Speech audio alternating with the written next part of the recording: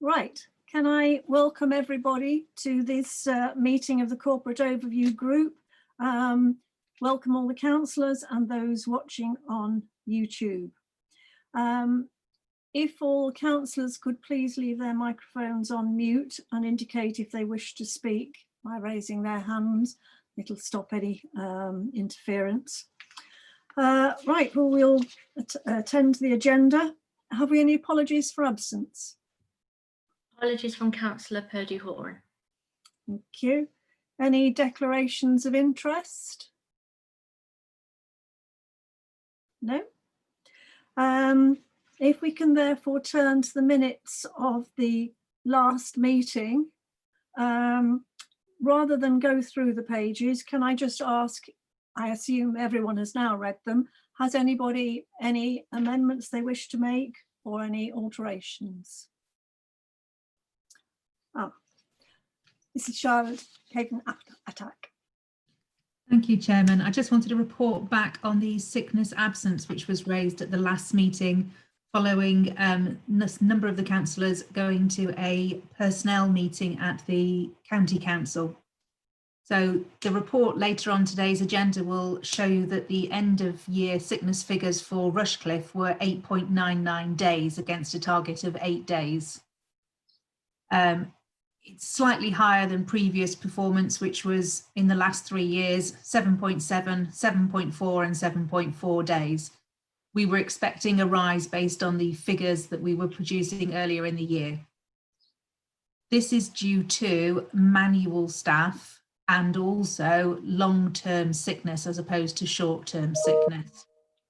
The reasons for this tend to be more mental health, non-work related, which has been level over the last 3 years, but is still reasonable. Mental health work related, it has increased in the last 12 months, but only applies to 8 employees, so isn't considered to be a particularly big problem. And sickness due to heart and circulation, which has also increased over the last couple of years.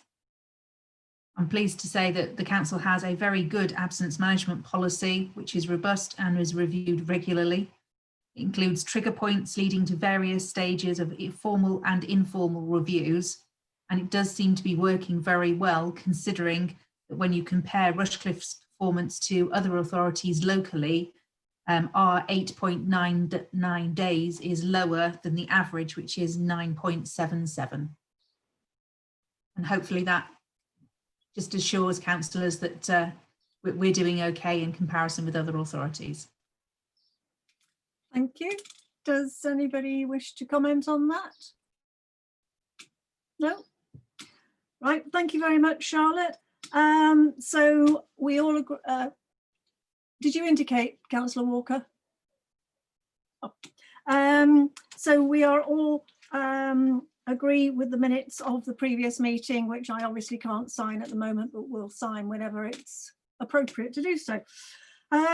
Moving on then, we have a health and safety annual report, which I believe is being presented by Jo Wilkinson. Hi. Hi.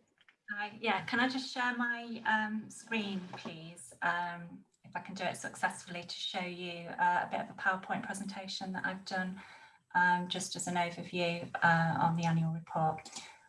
If you just bear with me.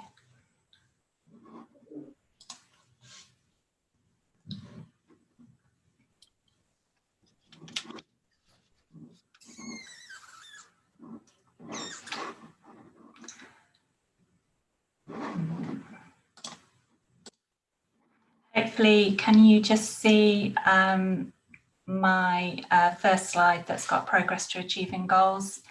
And hopefully you can't see my notes page, but let me know if you can. That's fine. Super. Okay, so this is the annual report for health and safety for the past year, 2019 to 20. The first slide is looking at the goals that were set for this 12-month period. The first objective was to complete a thorough health and safety audit of the recycling to go service area. This took place week commencing the 9th of March over 3 days, which included auditing documentation such as risk assessments, safe systems of work and training records. As a part of this, I also sat on one of the induction training sessions that one of the managers was doing with some agency staff, which was useful to see the process that they go through for the training.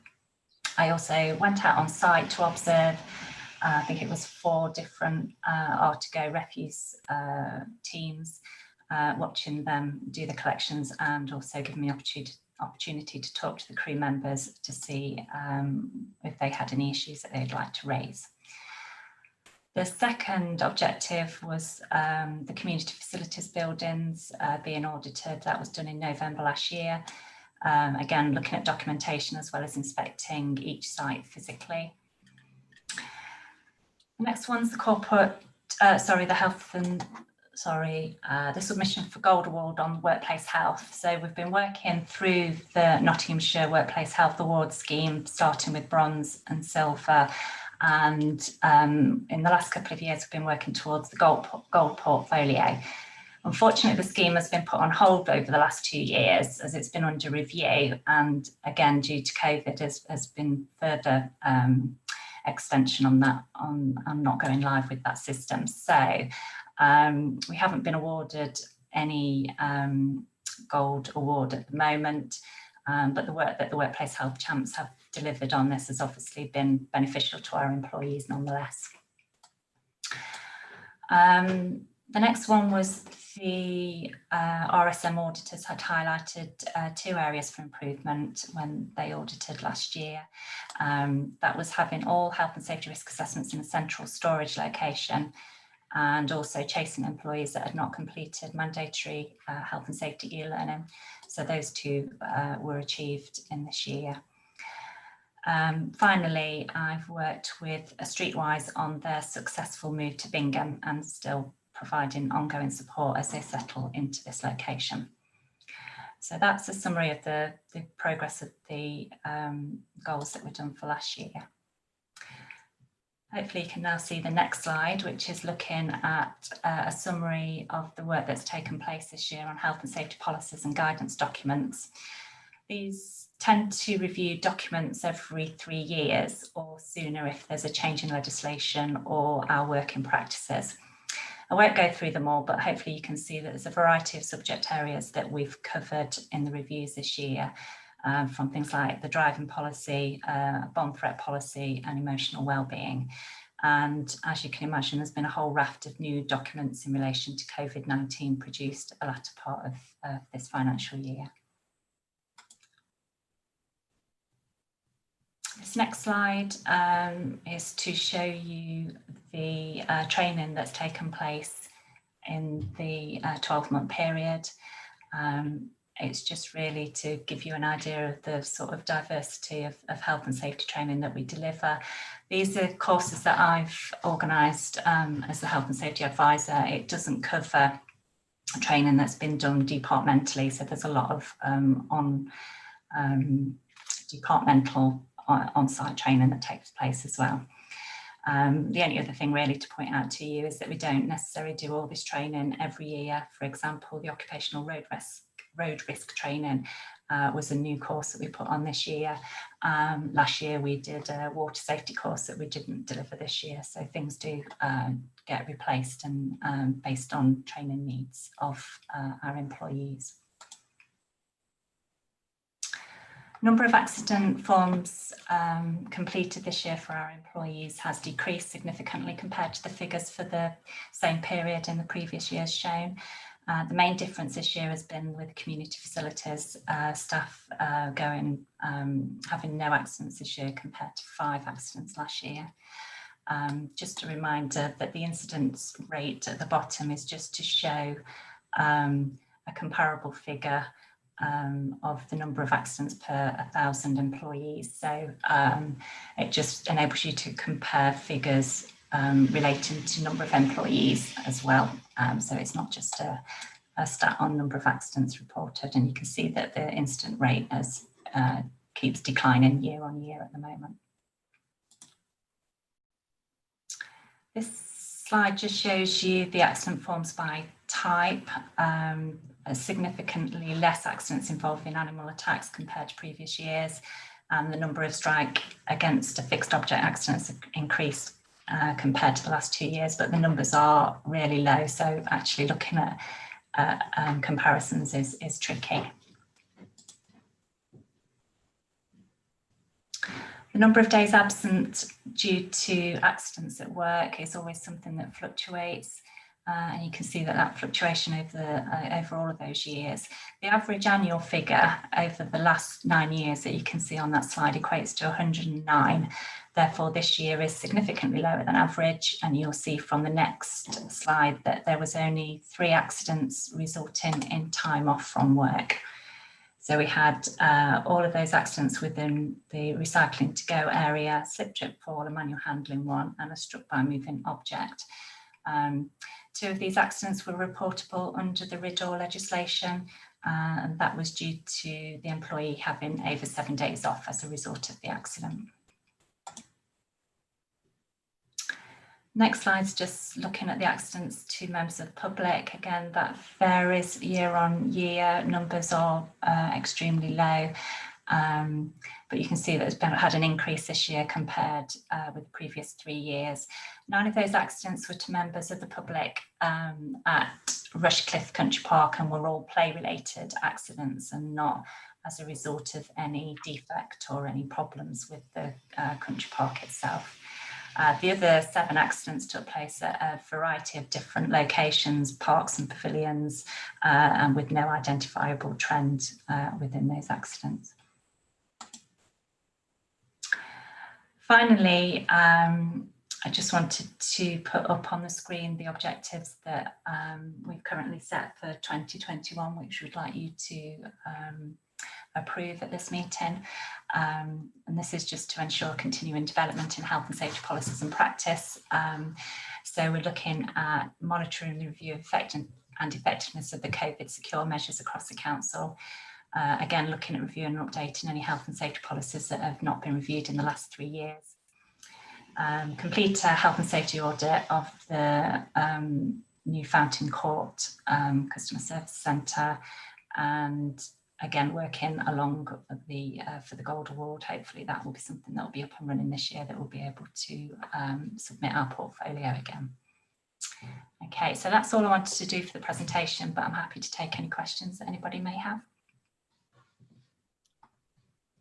I can't see everybody, so Want me to stop sharing the screen? Yes, please. No problem.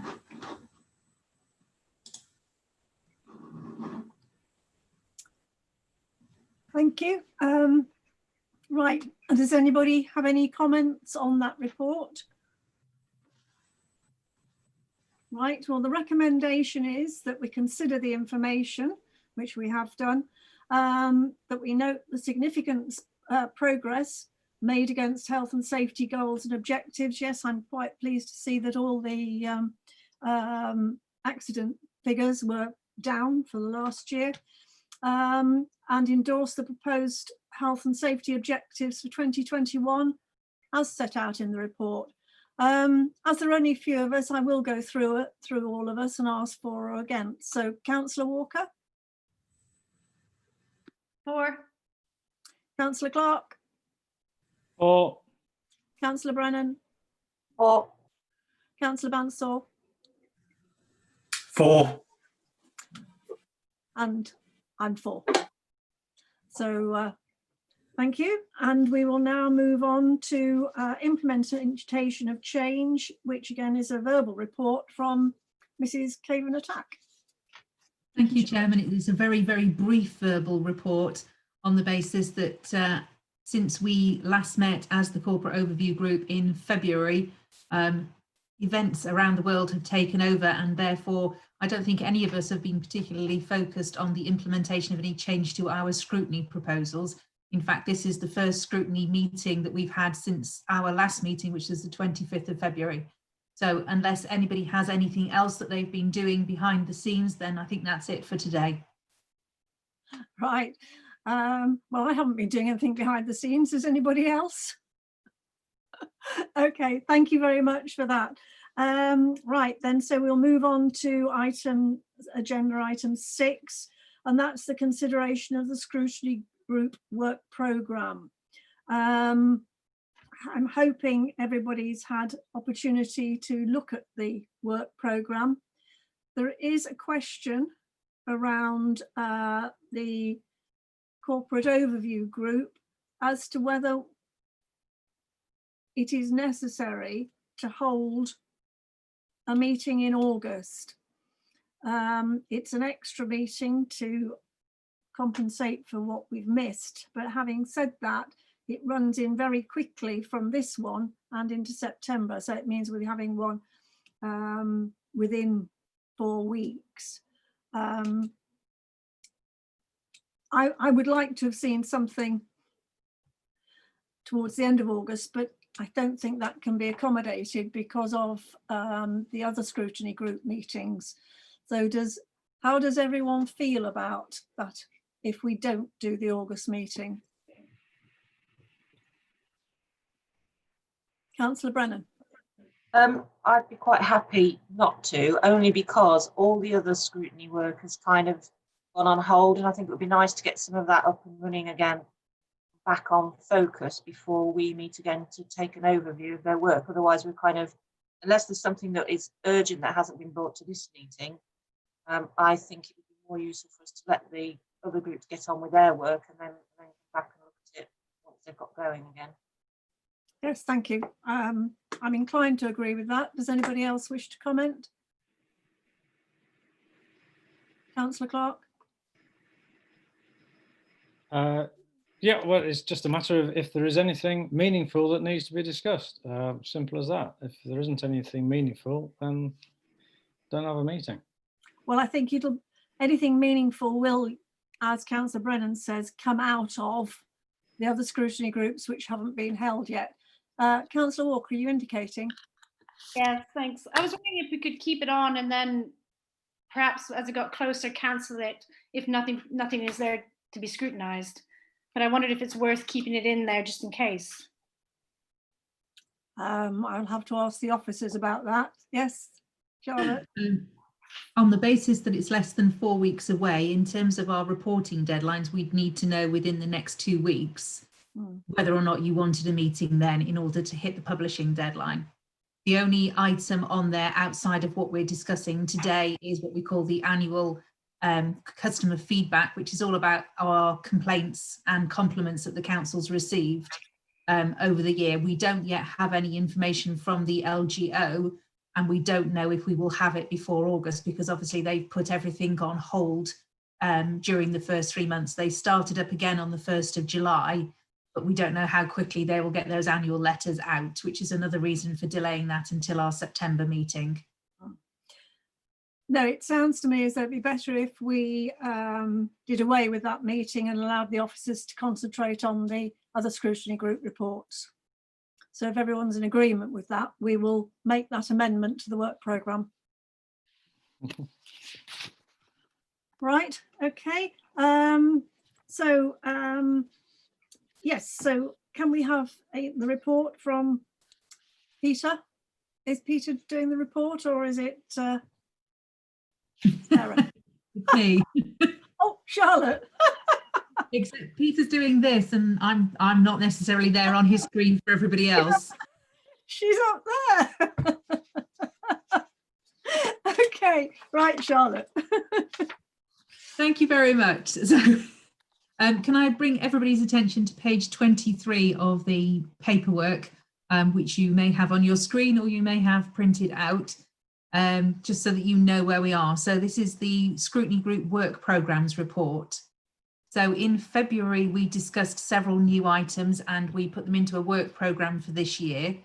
COVID-19 led to the postponement of 3 scrutiny group meetings, which have been rescheduled for later in this month and through then into August. So we're not going to miss any meetings, but things are not necessarily going to be looked at in the way that we looked at where we planned them to be in terms of a timescale before. In this report, we have new items that have been requested by Cabinet. We've had a few ideas put forward by councillors, and officers have also put forward some ideas. So we have a reasonable number of new matrices to look through. It's right, I feel, that we review the existing programme as well as any new items to ensure that the work programmes are responsive and relevant to the current situation moving forward. So I would welcome councillors' views on that as we go through the programmes. I would also welcome any comments that you may have on the new scrutiny matrix, which I have tried to simplify and shorten and hopefully is a lot more usable for you. So I will now bring your attention to page 28, which presents the work programme for this group, the corporate overview group. So in red on that page, just to try and make it as clear as I possibly can, there is an extra report this evening that wasn't on your work programme back in February, which we will come to at the end of the agenda, which outlines the impact of COVID-19 on performance for the coming year. We also have in red on that page in September, we agreed that we would start having a look at the review of scrutiny as it stands now, in line with this transitional arrangement that we currently have, with a view to reporting through to council in March next year. That will allow any changes that we want to be made to the structure to be in place when we get to annual council next May. Now, my concern here is that if we don't do it at that point in time, we're running up against a very tight deadline for getting it to March council. So we might end up needing an extra corporate overview group meeting, or it will cut short the amount of discussion that you can have over a number of meetings. My other concern is that you may feel that that is actually too soon, given that COVID-19 has messed with your timetable, particularly for the other scrutiny groups. So I think that's one that's up for discussion when we get to that point of the evening. Moving on then to the following page, the governance scrutiny group, I'd just like to bring your attention to the fact that the risk management strategy, which was already on the work programme, will now include a section on the changes that COVID-19 has brought to the risks that the council is monitoring. The Growth and Development Scrutiny Group work programme has a new item on it. There is a matrix at the end of this document, but it is a recommendation from council that you look at the business support and economic recovery. That again is another report related to COVID-19. And then I'm afraid the Community Scrutiny Group agenda has been messed around quite a bit to try and fit in things where they are able to go. So we have the Future of Ed Walton golf courses, which was supposed to be in July. The work of the consultants on that one has been delayed, and we are anticipating that will come through later in the summer. So we've moved that item from July to October. In order to not have a very overcrowded meeting then in October, we've moved dog fouling, littering, fly tipping part 2, the return, into January. And we have slotted in the Rushcliffe Equality Scheme, which is a cabinet recommendation, which, don't worry, you haven't missed, is next week's cabinet. So they are discussing the equality scheme then, which is due for review this year. And they would like that to be scrutinised by the communities group so that they have an input into that in order to fit in with the timetable. August seems to be a good time to fit that in. Just moving on then to the following page, which is number 31, we have a scrutiny matrix for the fireworks, or council's use of fireworks at events, which, if you remember back before the world got turned upside down, council in March, this was the motion that we got through to. So that was a motion that we would scrutinise this at scrutiny. So we have added that to the August communities group, pending your decision, of course. The second item that has been brought forward by Councillor Walker is the provision of cycle paths in the borough. That one, it needs consideration, though our recommendation as officers is that there are perhaps some ways that we can influence the county council without taking this to scrutiny, and perhaps it needs to be parked for the time being, and we can come back to it in the following year, 2021, if things don't seem to be moving along. And then we have the economic impact of COVID-19 and business recovery, which is the item that I mentioned earlier from a cabinet recommendation that was June. And we have scheduled that for July Growth and Development Group pending your approval. And then finally, the equality policy update, again, which is a cabinet recommendation, which you won't have seen yet, but got published this afternoon in the papers. And that is currently scheduled for Community Scrutiny Group in August, again, pending your agreement. That is the report as it stands at the moment, and I am more than happy for any discussion, questions and comments that you may have. Thank you. Well, we've discussed the moving of the August meeting. I'm just trawling back through. So if we go to the Governance Scrutiny Group, the new item on there is the risk management strategy, including the impact of COVID-19 for your July meeting. Do you have any thoughts on that, or are you happy for that to be included? Councillor Clark? Oh no, of course it's not. Sorry, Yeah. it's for the next item. I've put my hand up. No, that'd be great. Yeah, it's good to include that. Thank you. You're all right with that then, Joe? Yeah, yeah. Okay, and everything else on the programme as is fine? Yes? Yes, thank you. Right, then we go to growth and development, and in your July meeting, Councillor Clark, you've got the extra business support and economic recovery, which has been recommended by Cabinet. Are you happy with that?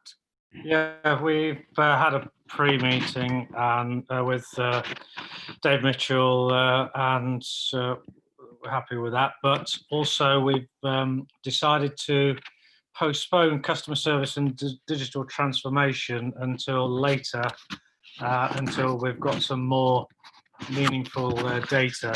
So that won't take place on the 15th of July. We'll just have the two items. And as I say, postpone that digital transformation either later this year or probably into next year, to be fair. Right, keep an eye on it, but don't let it slip through the net. No, can I just ask a bit of housekeeping as well? Because I think we have difference in the page numbers. Charlotte, I've got page, for instance, on the growth and development, I've got page 27. So have I. Whereas I think you were quoting different page numbers. I'm quoting the electronic page numbers on my PDF document. Don't worry, I will try and use the ones at the bottom of the page. Thank you for that. I thought it was maybe me. That's why I was going up and down thinking, oh, well, never mind, I'll find it. Right, okay. So we're all right with growth and development. We'll move on then to communities, which is, yes, all upside down. What have you got to comment on that, Jonathan? Yeah, so I had a quick chat with Dave Banks when the agenda came out. So what have you been doing with your red pen? Have you just joined maybe a bit of a move around? You're a bit bored at home, are you, in all this? Which then I've got a reply that I can't say on a public meeting or on YouTube. But no, I think by going through it, it makes sense where we are. I think Charlotte's covered it really well in terms of why things have moved around. I mean, the equality scheme, I think it's very timely in light of what's been happening in America and across the UK, but also the fact it's up for renewal this year anyway means we can really have a good look. And although we do a bit of crossover, you could say, with the diversity report that we have at this committee meeting, I think it's really important we scrutinise, you know, where we currently are as a council, and that should probably be a yearly item about communities, or where the future reincarnation of that is if we change going forward, just to make sure we are keeping our foot on the pulse. But I'm quite pleased to see the amount of items on there which have actually come through the matrix or for emotions. I think that's the way it should be as well, in terms of councillors having their inputs through perhaps aren't on this committee to bring things forward and to properly scrutinise what we do. So yeah, where it currently is, I'm quite happy with. I don't know if Val wants to comment anything. No, I'm good. I echo that. You're happy, right? Okay.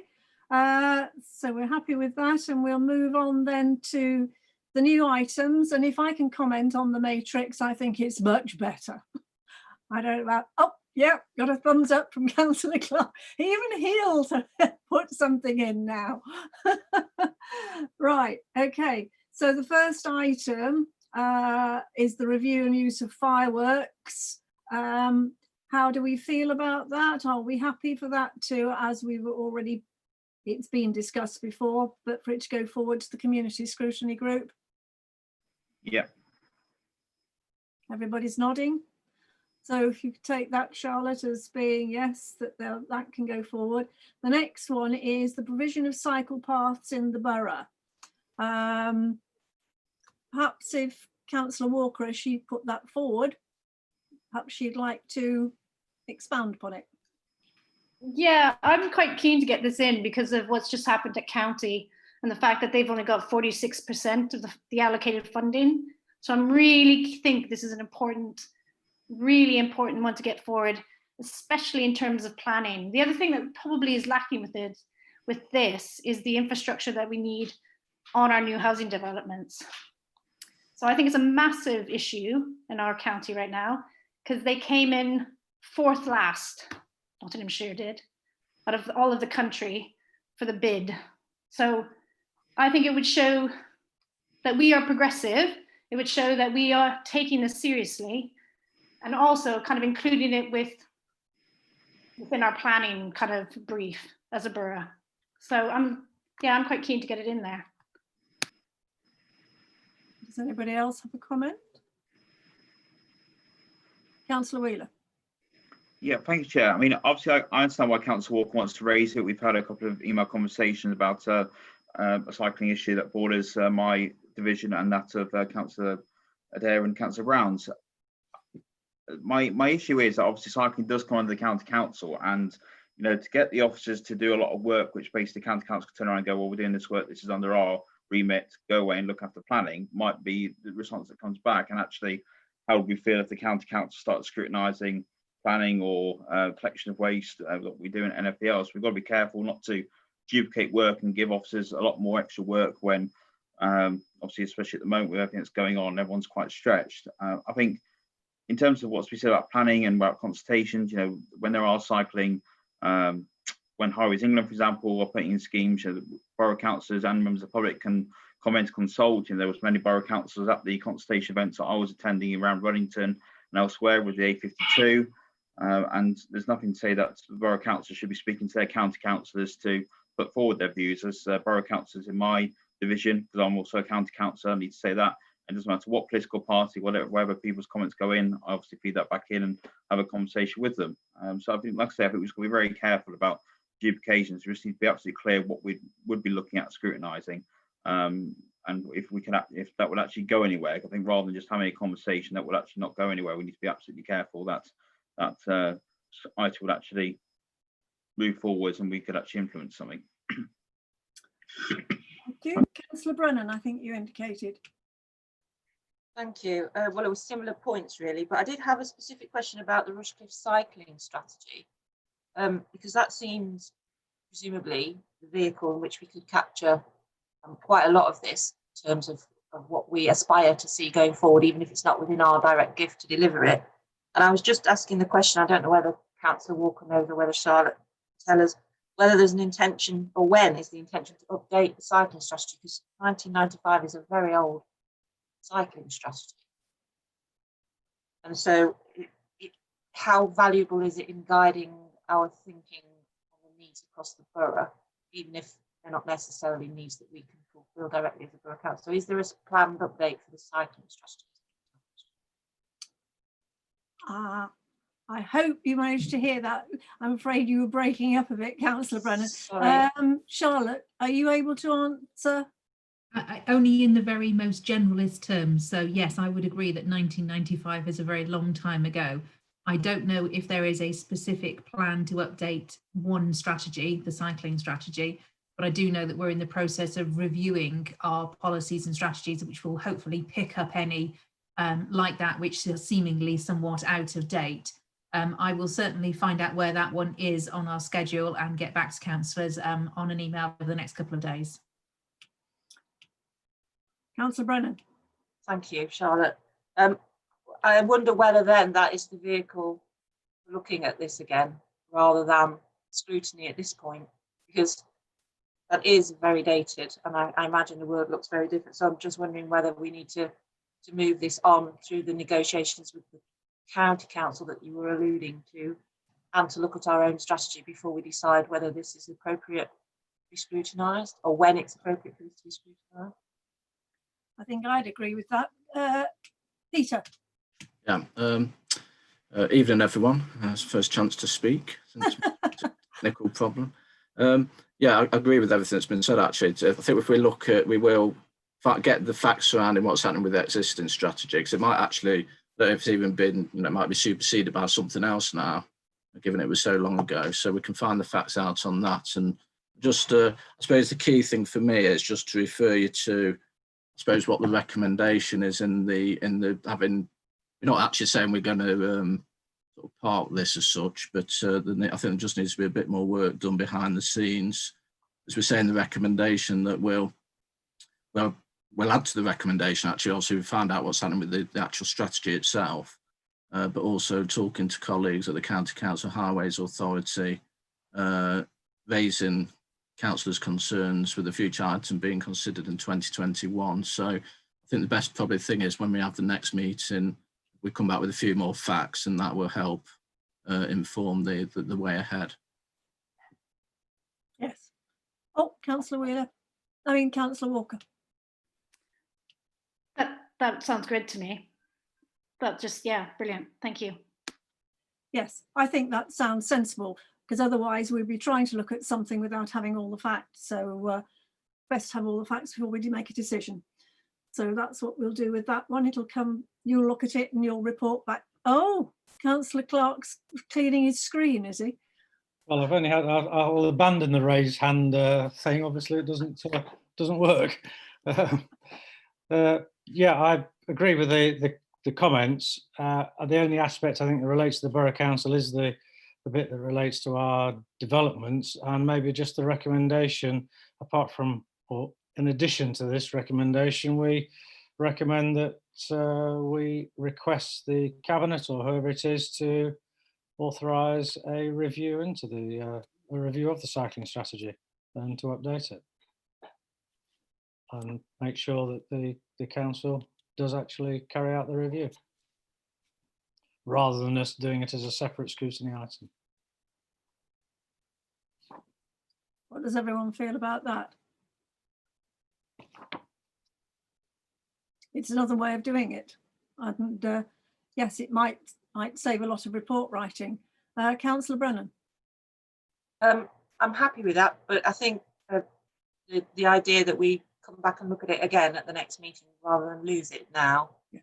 I'm not thinking a big report. It's just an update on what discussions you've had and what the status of the strategy is. And that needn't be a lot of paperwork, I wouldn't have thought, for the officers. And then we can review at that stage. I think that would be a constructive way forward. Charlotte, that's all. I think we could very easily do a verbal update and keep all of the paper in the trees, to be honest. We'll just do some work behind the scenes between now and September. That sounds good.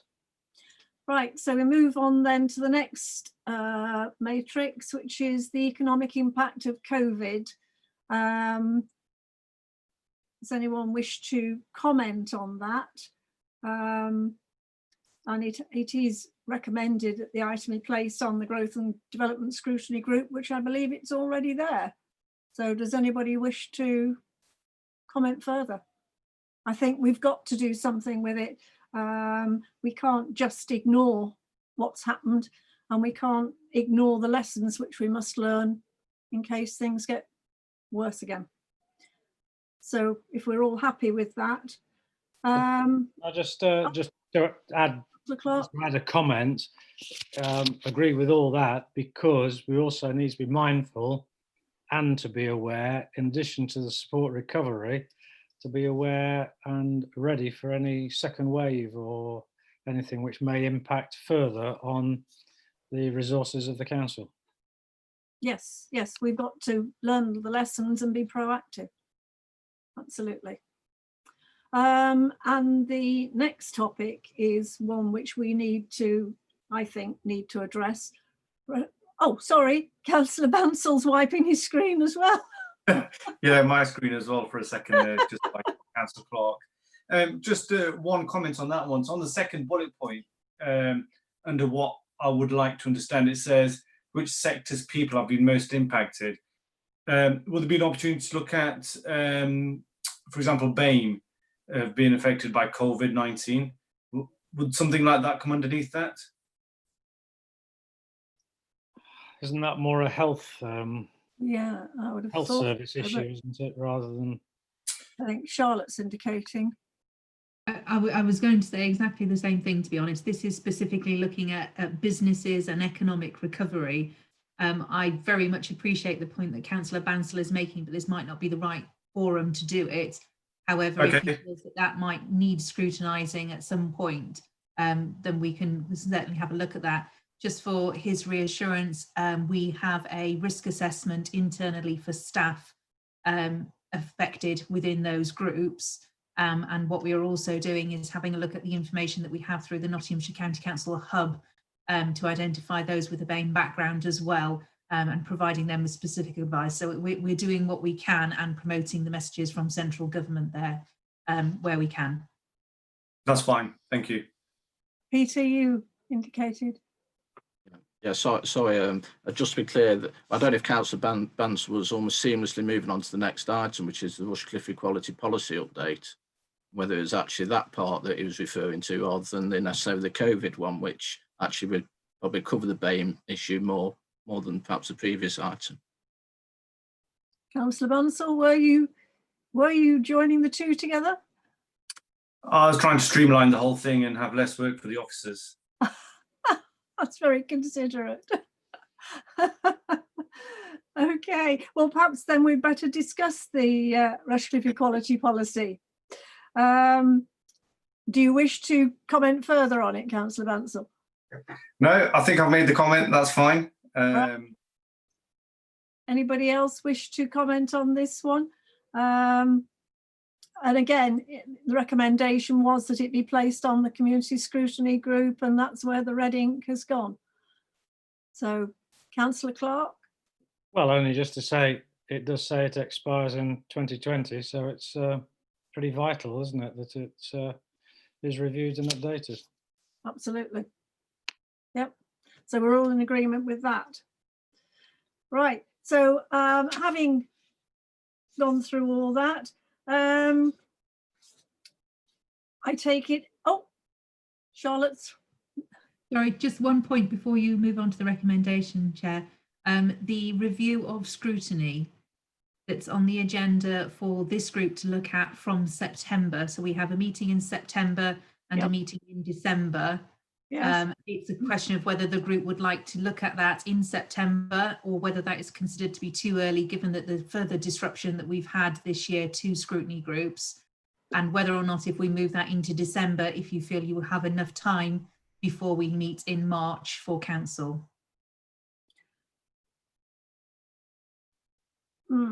Peter? I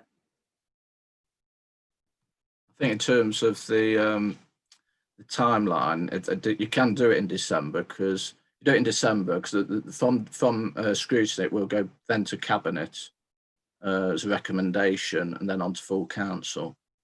So effectively you could have it December scrutiny group. It can go February, either January or February cabinet, and then it can go to March full council. So it could be fitted in. Councillor Brennan? How much work do we anticipate, though, that it would take us to, because this is reviewing the whole process of how we now conduct scrutiny, yeah?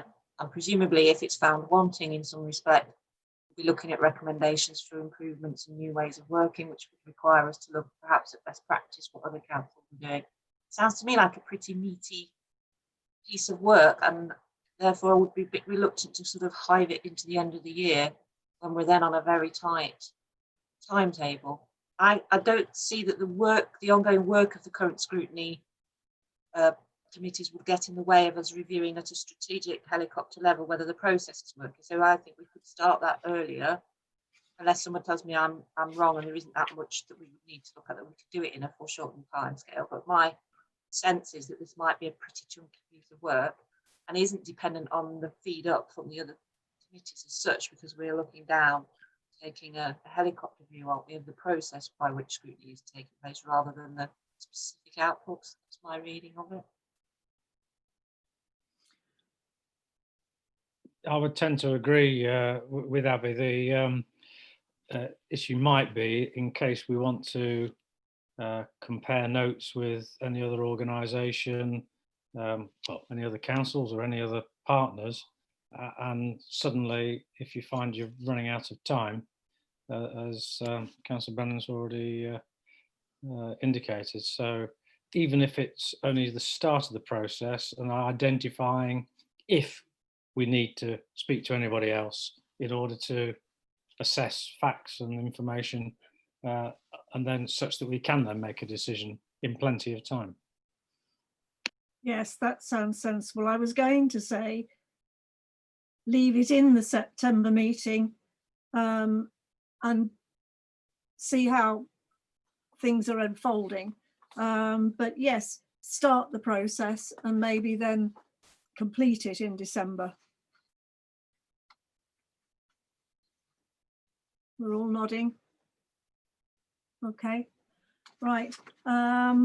So the recommendation on this item is that we review the current work programme, which we've done, and consider any additional items, which we have done, and consider the matrices, which we have done, and determine if there are any additional topics that should be included. Has anybody got any additional topics they wish to bring forward at this point in time? Well, you all know it's very simple to do now. So I look forward to a whole raft of things coming forward. Right, okay, thank you. And we'll move on then to finance and performance management.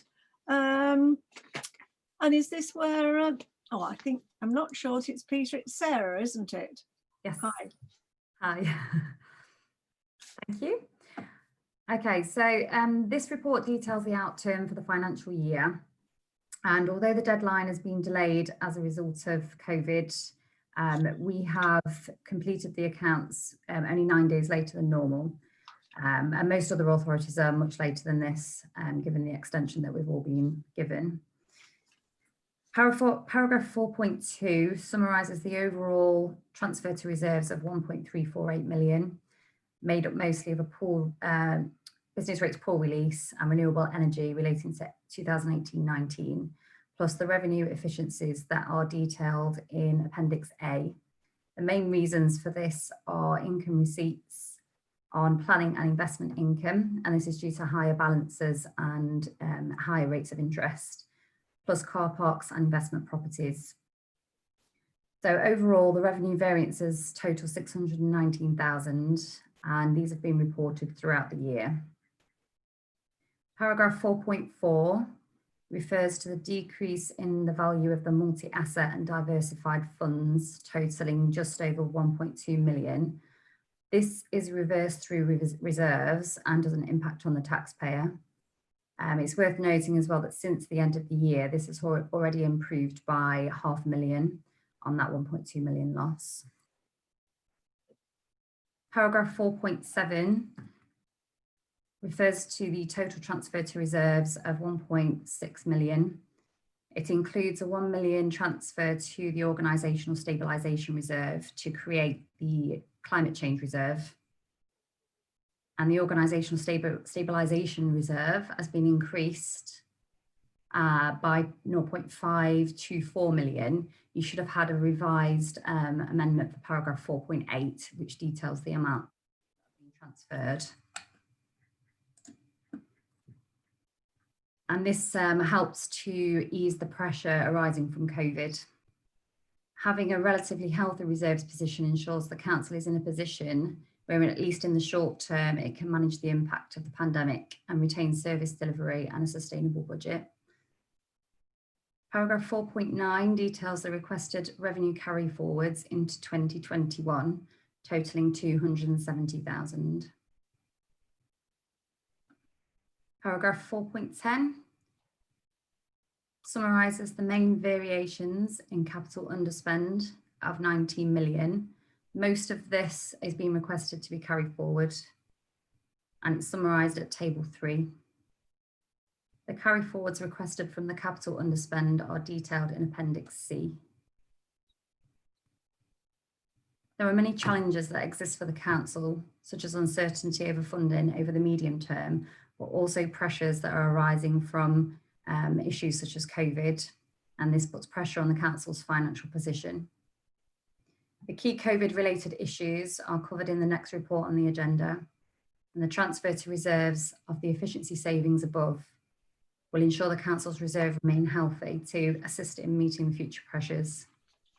The medium-term financial strategy is being taken to council in September, so all councillors will know what the current position is and recommendations regarding the use of reserves going forward. Clearly, it will be a moving feast as the legacy of COVID materialises. The statement of accounts are being audited currently, and if any material changes arise, then we will report these when the statement of accounts go to the governance group in September. It could be November, dependent on the outcome of the audit of pensions, if it's not completed on time. And I'm happy to take any questions before I move on to Charlotte discussing the performance section. Anybody have any? Oh, Councillor Clark. Well, I think I probably know the answers to this anyway, but and I don't know whether Sarah can answer this or whether Peter Linfield needs to answer it, but I'm assuming that I'm right.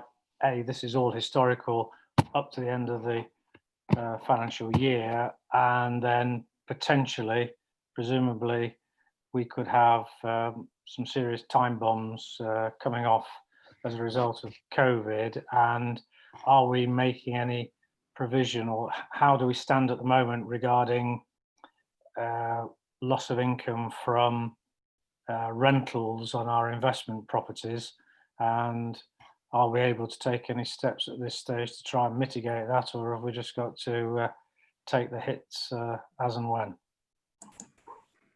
Yes, Councillor Clark, you are right. This report just goes up to the end of March, but as you rightly say, there are many issues resulting from COVID that impact on the current financial position.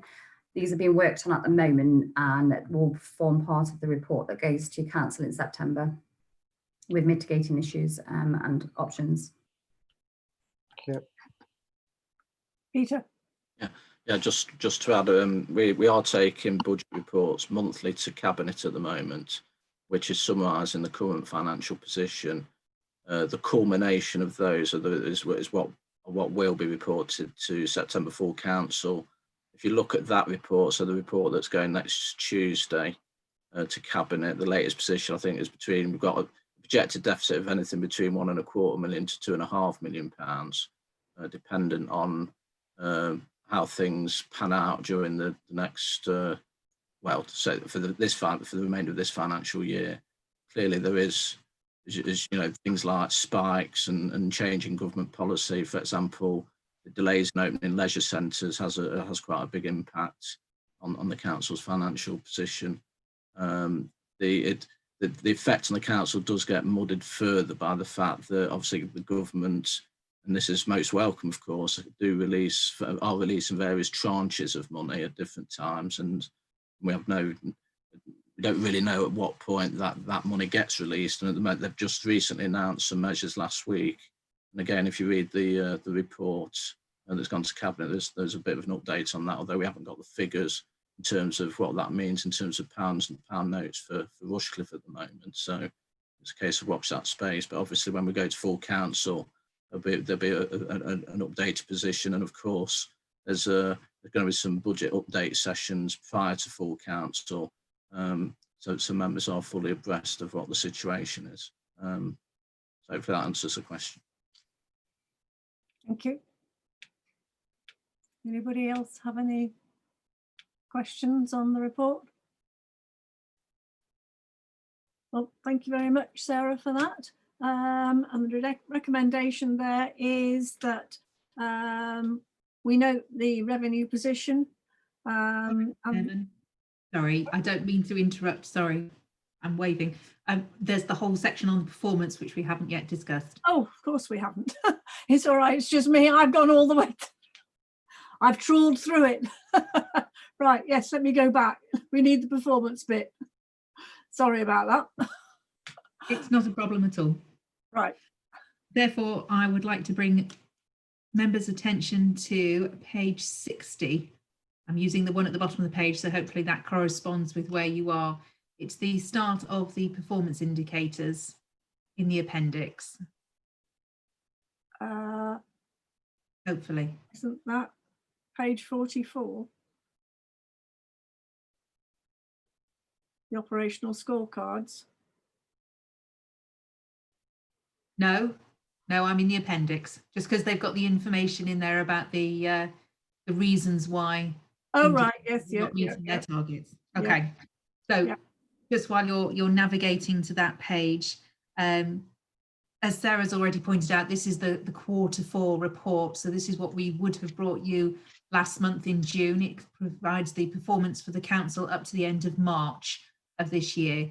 In terms of COVID, that means that it's probably only impacted by sort of 2 or 3 weeks worth of change. However, there are some indicators in there which we were anticipating not meeting their target this year. I'll start off just by saying that there are 17 tasks in the corporate strategy, and in the first 12 months of it being operational, we have managed to complete 4. Recycling to Go and Streetwise have both relocated to their new potential homes. The Community Contact Centre also has relocated in this first year.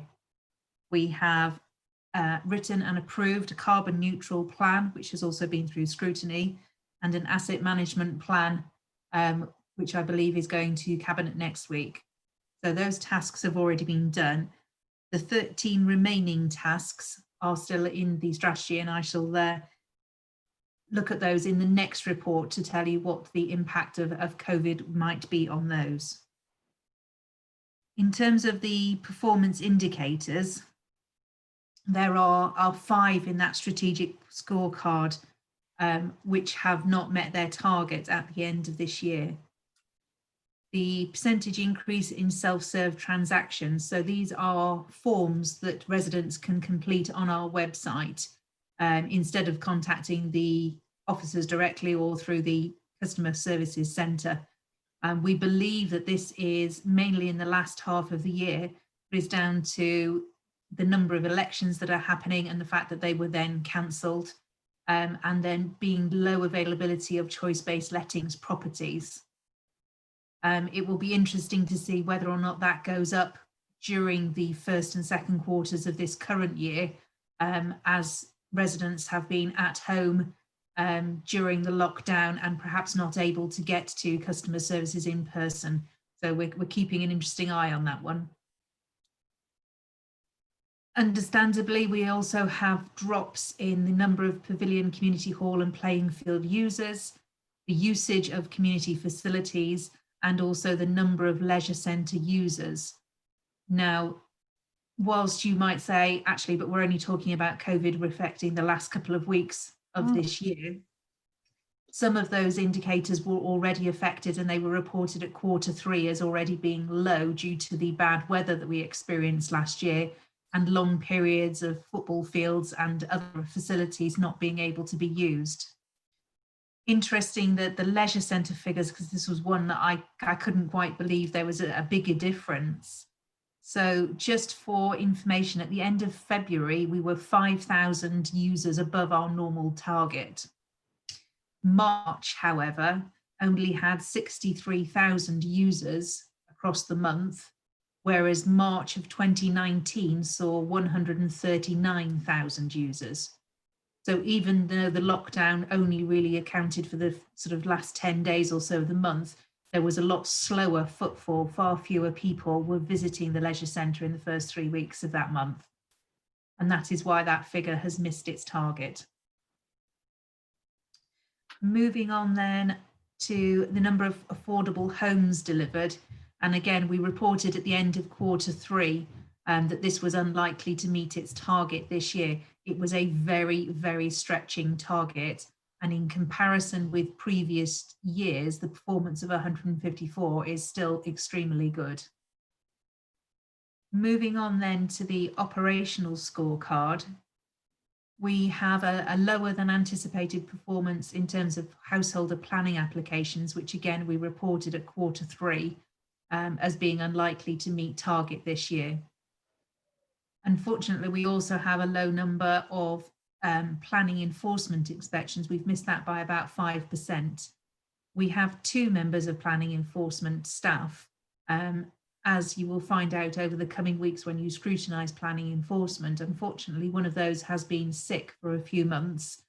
And obviously then there was an impact on the other as to how much they could carry out. And obviously COVID then shut down our planning enforcements altogether for a few weeks. We are now doing these through interesting means, through photographs, through Zoom or Skype or Teams meetings like this with residents who can show us what's happening on the ground.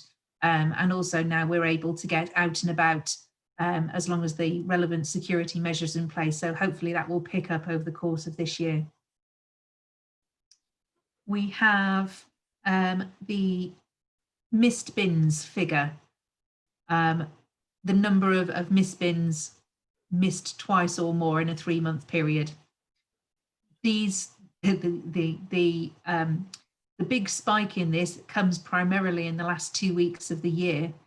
So our frontline staff were badly hit in the first few weeks of lockdown, both with illness and with wanting to shield either themselves or their partners, members of their households.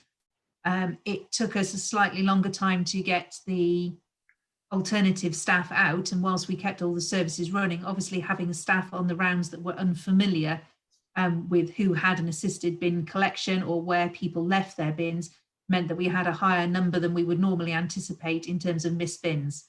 However, Daryl has assured me that's come back down again as normal staff have returned to their posts, and it was considered to be a small blip rather than anything significant that needs looking into. The final indicators there on the exception lists, I think, oh no, not quite, penultimate, are our crime indicators. And whilst we are still awaiting data from the police force on those areas, we do not anticipate those coming in under target for last year. We will try and report on Q4 data when we next meet in September. The final one then is the percentage of calls answered in 40 seconds, which is down at 50% against a target of 65. I'm pleased to say that customer satisfaction is still exceptionally high for this service. And we think that the reason that the calls are taking longer to answer is because up until the last 2 weeks in March, of course, our face-to-face operation was much more demand-led than it had been previously, with us opening more customer services, face-to-face services in Cotgrave. We're reviewing that staff availability, but of course you will know that for the last 3 months, all customer services contact has been over the telephone rather than face-to-face, and that figure is quite different coming up to this first part of the year. So I've highlighted some of the main things in the report, but I'm more than happy to take any questions on anything else members have come up with. Can I just ask why the percentage of visitors satisfied with the website is indicated in red, but there is no survey for that? So I'm a bit confused. You didn't mention that. So I didn't mention that. No, you're quite right. I didn't mention it because it's not on my list of indicators that have been flagged up. I wonder if that's an error. That's the figure that we reported at Q3, which is when the survey took place. I wonder if that's been left in error. I will find out and get back to you. Okay, thank you. Anybody have anything they wish to ask or have noted? No? Right. So is there anything more you're going to go through there, Charlotte? No, I can be quiet now while you go through your recommendations. Right, okay. So when I can find them. Got to go all the way back again. Oh dear, where have they gone? Madam Chairman, could I possibly I realise it's slightly backtracking a little bit, but I did circle a couple of things which I meant to ask in that previous, the bit about the finance on page 51. I don't know if either Sarah or Peter could just answer. The housing benefits overpayments recovered. I assume that's because you're not chasing people who were unable to pay going into the start of COVID. Is that right? And the Parkwood payment in neighbourhoods, it says COVID March 2020. So is that purely where they indicated their difficulties, or is that historical prior to COVID as well as COVID itself?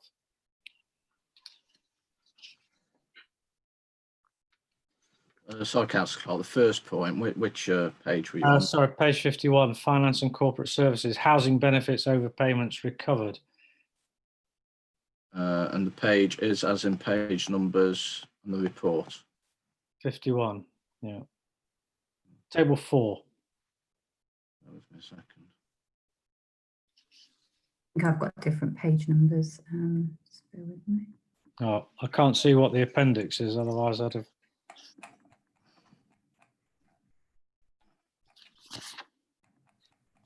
I think it might be Appendix B, I think.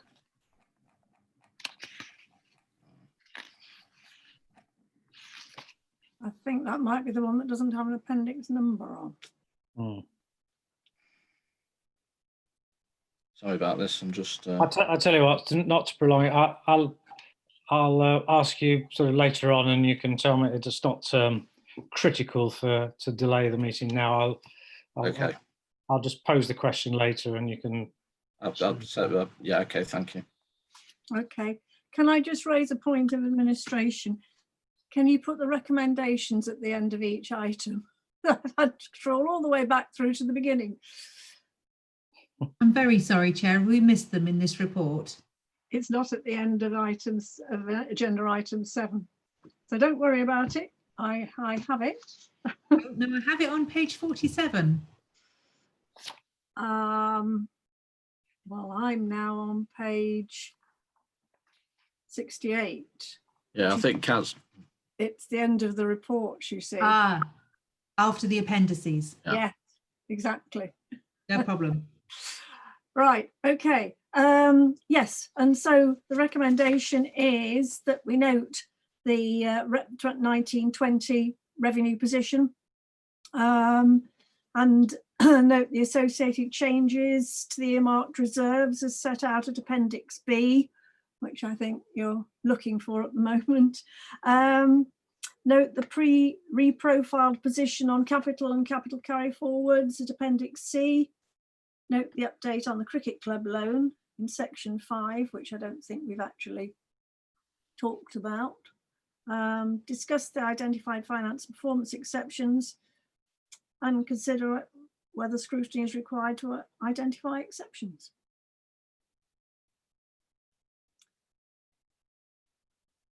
Everybody looking blank? Can you all just say, okay? Well, We're all okay with that. well, can we just identify the cricket loan issue because it wasn't highlighted in there before we vote on it? The cricket club loan, can we have it's in the report, can we have an update? My apologies, yeah, I seem to have missed that one out. So with the cricket club loan, obviously we already have an agreement in place for the interest and repayments that were due. The extension was completed to the Radcliffe Road stand in 2018-19 and supportive works. But as a result of COVID-19, the cricket club have renegotiated with all of the partners of the loan to repay the principal that was due at the end of March 2020, and it's been deferred now to the end of the loan agreement, which is in 2036. And that's basically a summary of the cricket club loan update. Thank you. Peter? So just by way of a verbal update on that, because I've had a meeting today with the cricket club. The likelihood is that we're going to get repayment in September. for that particular. So the actual delay isn't going to be that long. Oh, Yes. that's good news. We need some of that. Right. So are we all happy with those recommendations? Anybody not happy? Okay. We'll move on then to agenda item 8, which is the effect of COVID-19 on the current performance levels. Who is reporting on that? I am, Chairman. Thank you very much. So as has been mentioned a number of times in this meeting, what we've been talking to so far is very much backward looking information up to the end of Q4. It wouldn't be right to expect you to wait until September before we started talking about the effect of COVID-19 on the council's performance, because there are very clearly some impacts there that we can alert you to earlier on, which hopefully then sets the rest of the year in context. So this report pulls together, as far as is possible at this stage, information on how COVID is affecting our progress in terms of the strategic tasks that we are carrying out as part of the corporate strategy. It looks at the effect of COVID-19 on our performance indicators and the targets that we had set previous to the lockdown in March, before the start of the financial year. And it also gives you some information on the tasks that the council has taken on in the last 3 months that it had no way of knowing were coming its way, which obviously then has taken up officer time and resource, which then has a consequential effect on our ability to deliver on the PIs, targets and strategic tasks that we thought that we were going to be doing over the last few weeks. So just to quickly whiz through this, because I'm sure that you have had a look through this report. I certainly found it very interesting to write. If you have a look, we have 57 indicators on the corporate scorecard. Officers has taken a look at those and the data that is currently available after the first 2 months of the year, and we expect 36 of those to be impacted by COVID-19. Unfortunately, only 3 of them will be impacted in a positive way. What we propose to do is to remove the targets that we had set at the beginning of the year and report on performance against all of those indicators by way of a comment as we move through the year, rather than everything flagging up as red in every single meeting that we have. In terms of tasks in the corporate strategy, the 13 that are still working on, we feel there would be 2 definite impacts with a further 6 to be potentially impacted. Now, the benefit with the strategic tasks is obviously they are quite long-term projects, but it very much depends on how much longer the COVID-19 impact will be, which will also depend on whether we have a lull and a surge and a second wave. And of course, it's very difficult to predict that at the moment. The most interesting part of this report from my point of view was the new work that officers have been carrying out as a result directly of COVID-19. So these are things like new business grants, support to individuals by way of housing benefit and council tax support. It's work in making sure that staff are redeployed to the front line to keep frontline services running. It's support to housing, homelessness staff, and keeping things running, so that the 3rd appendix to this report provides you with a bit of detail on each of those new tasks, which hopefully sets the performance changes that we will see over the course of the rest of the year into context. There is a lot of information in that report, and I'm more than happy to answer any questions that you may have, and you also may want to consider whether there's anything there that you would like any further information on that we can provide either in writing after this meeting or at the next meeting.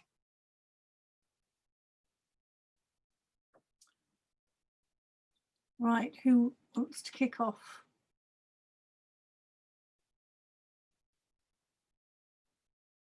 Councillor Clark. Well, I think one of the overriding comments we should make, Madam Chairman, is that we should register our thanks, if you like, and praise for all the staff and workforce, everybody who's been involved, and everybody who's, I know they're terrible cliches, but stepped up to the plate and all that sort of stuff. But basically, everybody's done a fantastic job, and I think that's across every council, actually, every local authority. But the Borough Council is no exception, and everybody really set to, and probably one of the more immediate services that everybody sees, the high profile services, obviously, is the refuse service, because everybody sees that, and they're all working hard, but by no means limited to that. Everybody really did chip in and have done their work, done their bit. So somewhere, I've no doubt that the leader will be doing this at full council, but is registering sincere thanks to all the staff and workforce. But I think we should register our thanks and praise to them as well. Yes, and full marks to this council. We kept our bin collections going, whereas other councils have reduced them, and so I think that was brilliant. And also the staff who were redeployed into areas that they were not familiar with. I think we should be commending them for that. Councillor Brennan, you wish to say something? Thank you. Well, I'd like to endorse everything Councillor Clark just said.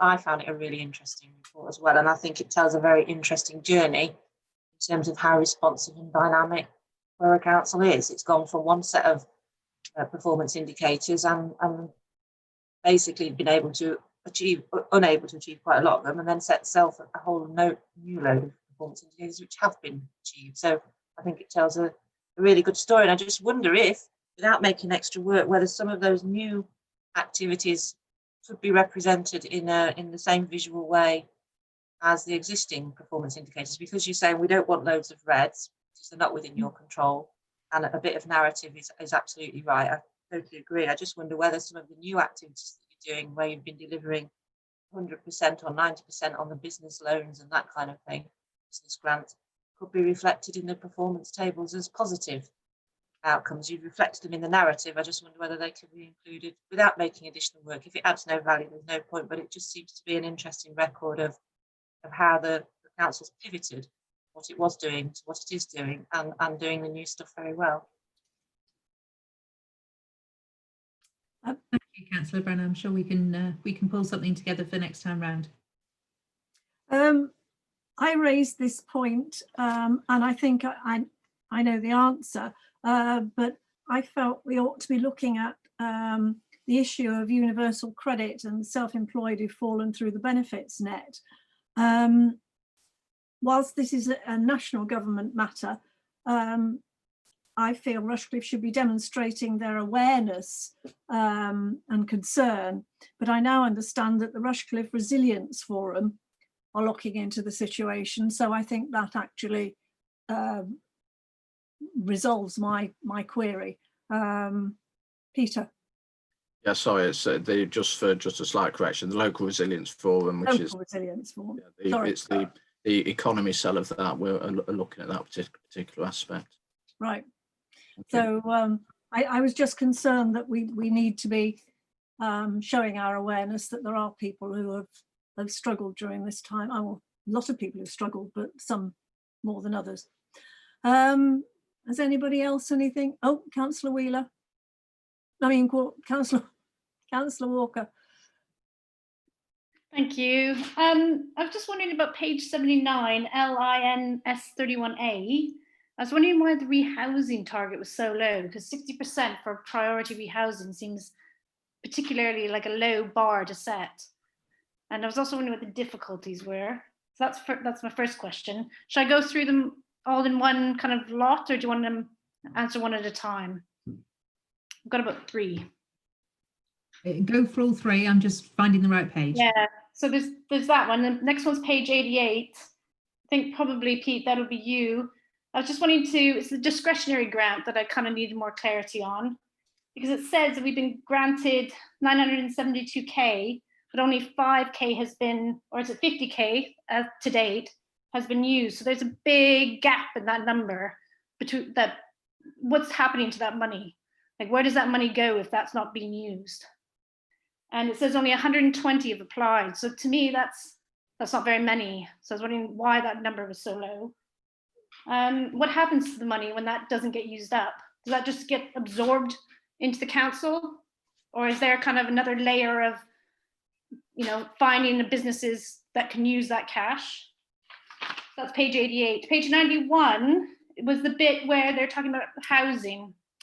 And in my opinion, I don't think that domestic violence should be put in the same category as homelessness. I think that should have a separate category. So I was kind of querying why domestic violence was put in that same bracket. So yeah, those are my 3 questions on the report. Thank you. Thank you. If I can take 1 and 3, the 60% target for people being rehoused through choice-based lettings. The reason that it's been set at 60%, and it's been that for around that for the last couple of years, it's about the way the system works. So a lot of people who spend a long time on our housing register are there because they don't have a particular need to move quickly, but what they are looking for is a very, very specific type of property or in a specific location. So what they are is they're sitting on the register waiting for something that they are specifically looking for to come up. So for example, it could be an elderly couple wanting to downsize from their 3-bedroom semi to a smaller bungalow, but it has to be in the same village. And so they are waiting for something specific to come. So they can spend quite a long time waiting on the register, but it doesn't necessarily mean that we are not fulfilling their need. Is that okay, Councillor Walker?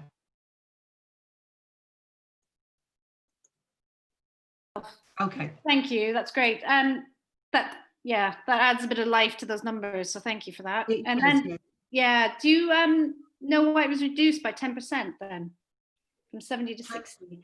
I don't know, but I can find out and let you know. Thank you.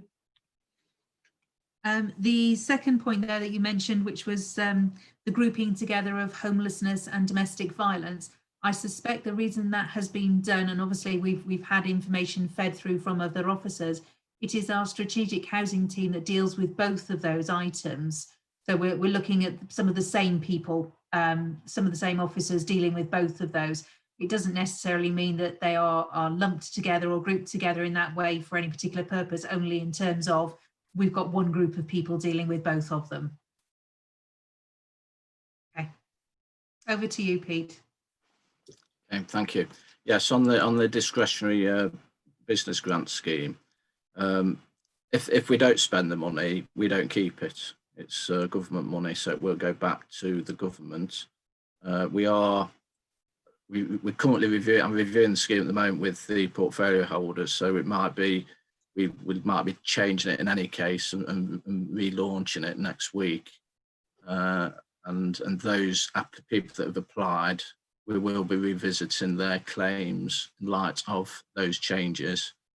Because our intention is really, we obviously want the money to go to the people that need it in Rushcliffe, and that's our ultimate objective.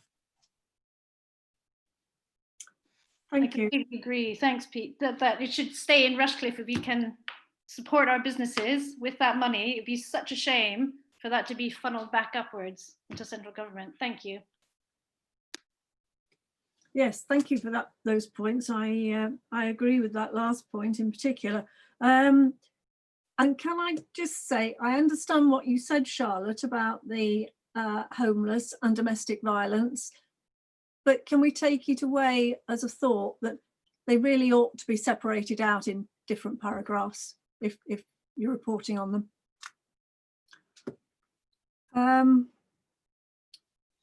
Right, so, Councillor Brennan. Thank you. Just coming back on Councillor Walker's point, which I think, Pete, you said you were going to look again at the hardship fund. Are we looking at awareness raising? Because I had a reason recently we directed to you an organisation in Radcliffe-on-Trent ward who was looking for some support, who fell between various stools, and for whom I hope that was a helpful approach. And even if it's not successful, the fact is they didn't know that fund existed.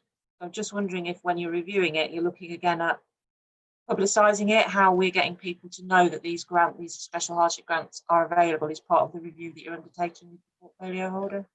Yeah, we will publicise it, of course, and as we did the first time around. And unfortunately, you know, we'll when we do publicise it as well, we do also like to send details out to members as well. So obviously you can pass on the message in your community leadership role, which is important. In fact, you sent it out only a matter of a couple of weeks ago, because I sent it out to all my parishes and the businesses I could think of in the area. But yes, there are people. I've got an email at the moment that I'm dealing with, a business that looks as though they might have fallen through the net. And so I'm assuming they saw what I'd written. But yes, we do need to publicise it. Councillor Clark. Thank you, Chairman. A couple of things. And it's quite possible, and quite happy for somebody to say, you'll need to speak to Dave Banks or Daryl Birch on that one. But page 77, LNIS 18, relating to the household waste, and the comments do refer to COVID. And I just wondered whether there was either an increase or a decrease in the amount that was going to incineration compared to being disposed of anywhere else. Yeah. And the second one, and if you notice, my tongue is firmly in my cheek when I refer to page 90, supporting town centres, and sort of about 2/3 way through the paragraph, it talks about visits are also undertaken with County Council to explore opportunities for changes in the public realm to support queuing and needs for social distancing in the town centres.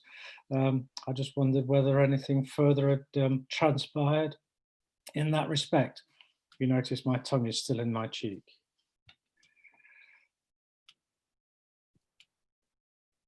Who's going to respond? Peter. You can get in contact with Dave Banks or Daryl Birch.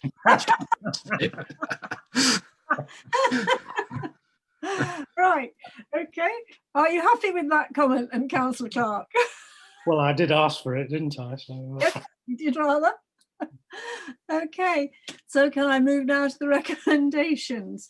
That we note the information in the reports and consider whether anything further is required for scrutiny. Oh, Councillor Bansal. Sorry, yes, I had one quick question, if I may. Yes. On page 89 at the bottom, and again, I just want to echo the thanks to everybody for setting up these virtual meetings, which has been great. On page 89, the last sentence, could you just clarify? It says, as well as the council's physical meeting places not being set up to deliver a hybrid solution, the technology required to make this happen does not yet exist. Is that correct? I'm afraid it is, yes. The bit that's missing is the ability to have some people in a building, such as the council chamber, and other people joining the meeting on Zoom. The bit that integrates those two things together doesn't yet exist in a way that works with the technology that we've got in the council chamber as it stands at the moment. Okay, what so we're hoping to be able to do is find a workaround, and Greg, our head of IT, is working very hard to get that up and running, hopefully in time for council in September. okay, so the technology exists, but it's not existing for us in our current setup. Yeah, I think it's a very tentative, the technology exists. If you think that the majority of video conferencing technology, none of us had ever really used until the last few months, the ability to do something more complex, which is having people in two different locations, but it's multiple people all in one place, that is what your problem is. And it's the issue with feedback on sounds and how you get it to work together. So this solution works because we're all in different places. It doesn't work if some of us are in one place and others of us are in our homes. So not to prolong it, that technology does exist. I've used it today. So it doesn't work in our current setup, I think. Okay. Want to be amended. Peter? I'm going to ask Pete to come in on this because I know that he's had an update today from Greg. Yeah. Yes. Yeah, we are. You're right in what you say. There is the technology is there, and we're in the process of there's a project ongoing at the moment to ensure that we can deliver a solution that works for everyone. Thank you. That'll be good. Right, so I read out the recommendation. Is everybody in favour of that? Yep. Good. Everybody nodding. Right, so I think that takes us to the end of the meeting. And if I can say thank you all very much. That was our first. That's it, absolutely, Jen. Our first Zoom meeting, and I don't think that was too painful. So thank you very much, and all the best with your own scrutiny meetings.